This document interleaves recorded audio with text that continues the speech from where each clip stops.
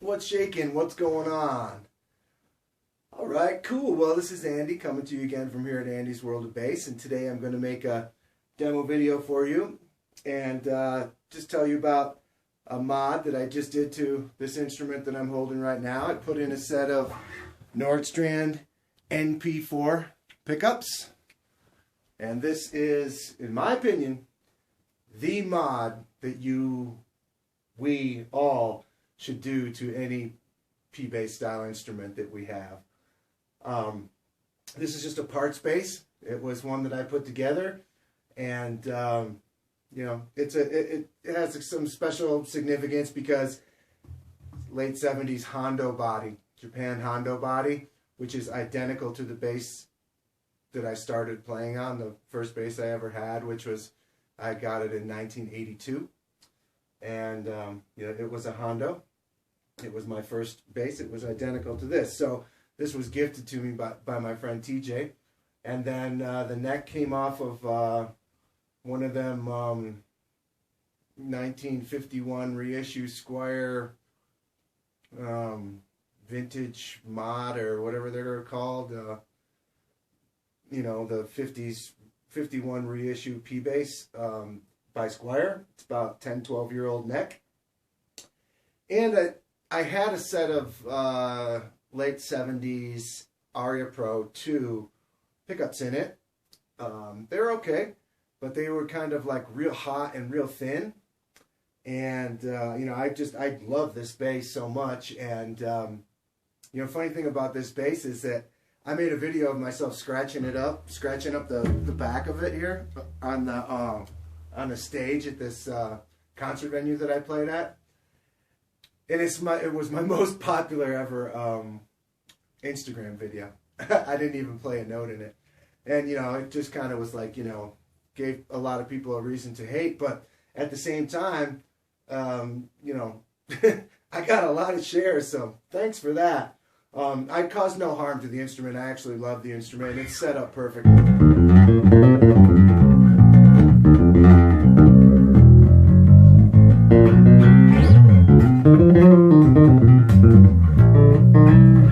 So these pickups are, you know, just fantastic, and this amplifier certainly helps matters. This is the Bergantino Forte HP, and which is a 1200 watt D-class head, the award-winning head that has been like taking over the bass amplification scene by storm for the last year, winning awards, and it's just succeeding like gangbusters. This is an absolutely killer head. And then I can say the same thing about the cabinet. For me, this is the HG holographic 412 cab that, you know, someone asked me the other day, yesterday, you know, I get questions every day. And I love answering questions, and I love taking time to talk to people because when they have gear questions, and, you know, I love just giving my opinions. But they said, what if there was one cabinet? There was only one cabinet that you could have, you know, and that's kind of a, you know, a little bit of a tough question because I think I have about 27 cabinets here, right?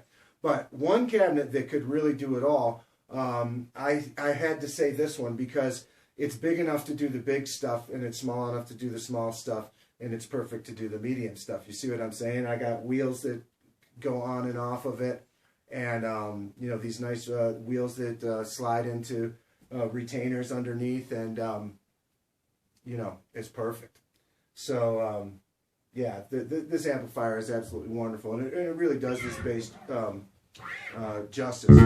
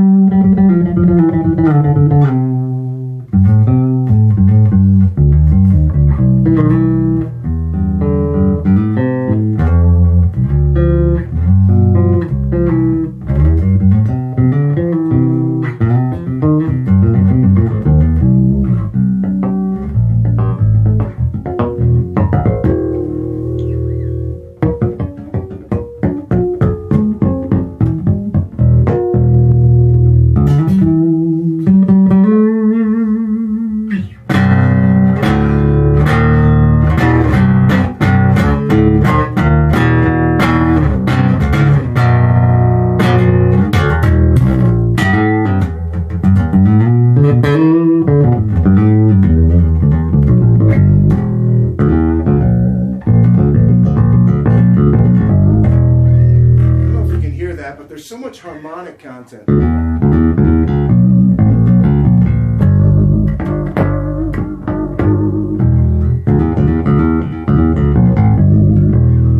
So there's so much harmonic content. There's so much of that extra added chime and harmonic content of every pitch, particularly down here, that's mixed in, and the pickups just do such a wonderful job of picking all of that up, picking up everything that my hands are generating, everything that my hands are generating, everything that I'm pulling out of the bass is being picked up and sent to the amp and then made loud, and that's like the best possible scenario. There's nothing robbed.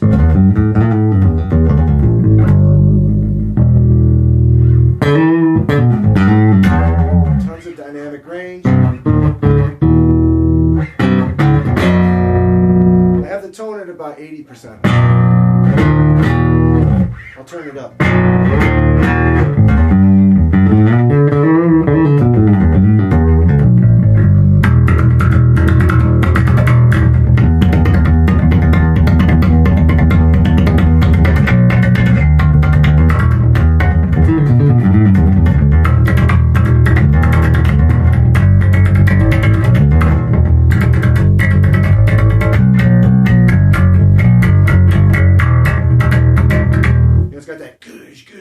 That P bass, sort of Steve Harris thing with a little bit more fatness to it.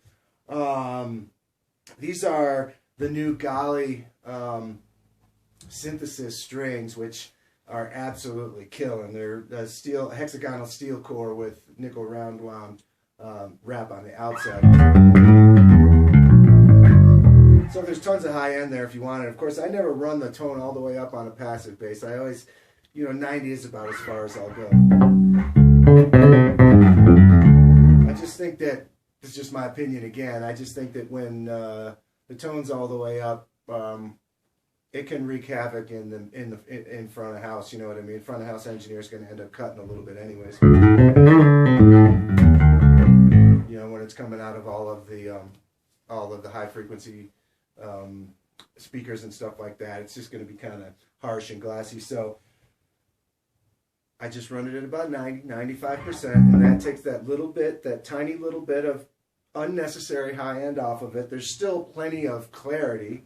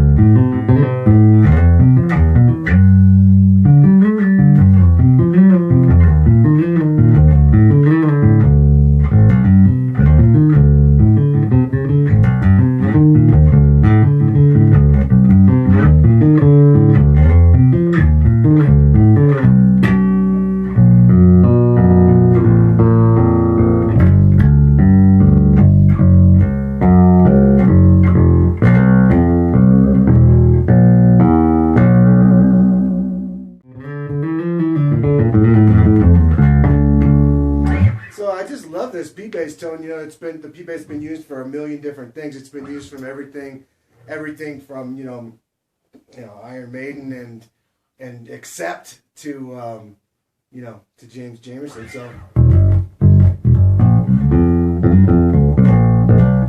in a million places in between.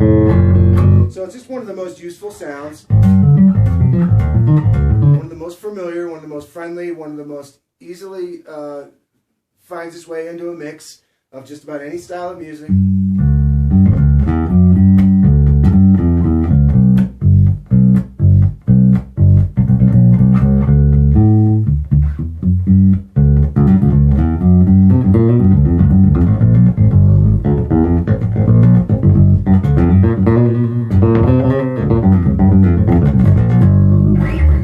once you get your hands together, you can make a P-bass sound great. It's just one of those kind of must-have kind of sounds, I think, in every bass players sort of, bag, having some P-bass game is going to be real important, because it's just going to find its way into a lot of things in a very useful way.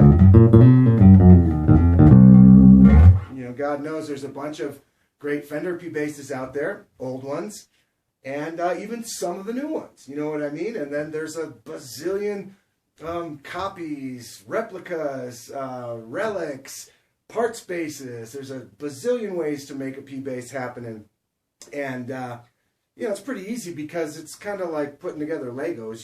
The parts are all usually pretty close and pretty interchangeable, and it's super easy to wire up, and it's a great bass to learn how to get your setup chops going, and I can, what can you say about a P-bass? Everybody's, some people come to the P-bass and then they leave, but then they come back to the P-bass, and some people stay with the P-bass and have a jazz and have a P-bass and have some sort of modern boutique instrument with active electronics in it.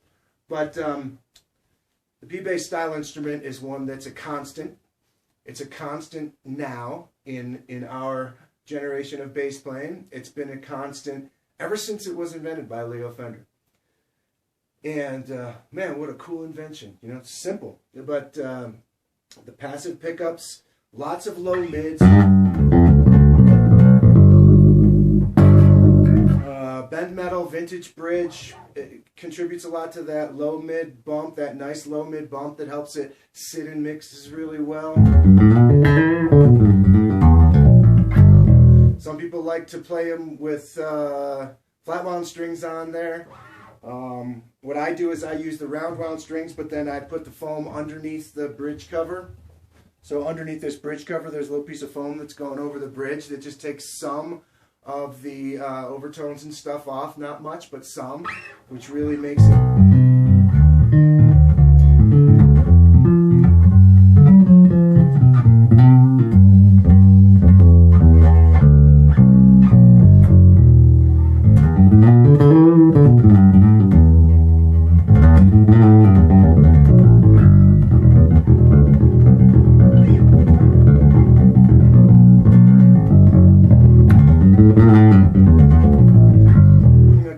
me with my muting a little bit, probably too.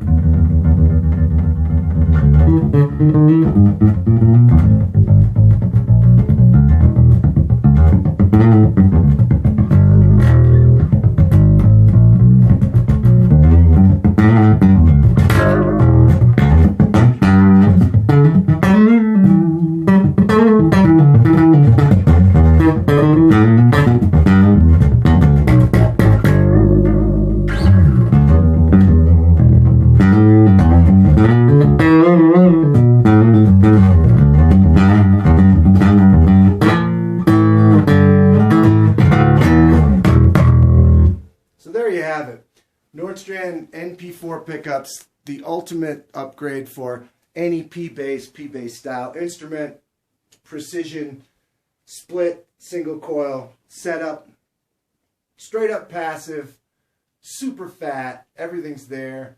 Sounds really great, and I can't say enough good things. I think I probably have somewhere around 4 or 5 basses here that have these in it, and it's my pickup of choice for a P-bass. I also like the NP4A. It's a little bit more aggressive, and that one, if I'm going to be picky and I'm going to use a big heavy-duty, tube amp, like my big Mesa Boogie tube amp, and I'm going for like a hairy kind of real super aggressive pick playing gig like I do with my 80s metal tribute band, then I like that bass that has the NP4A in it, because it's just a little bit more bigger and louder and just a little bit more aggressive.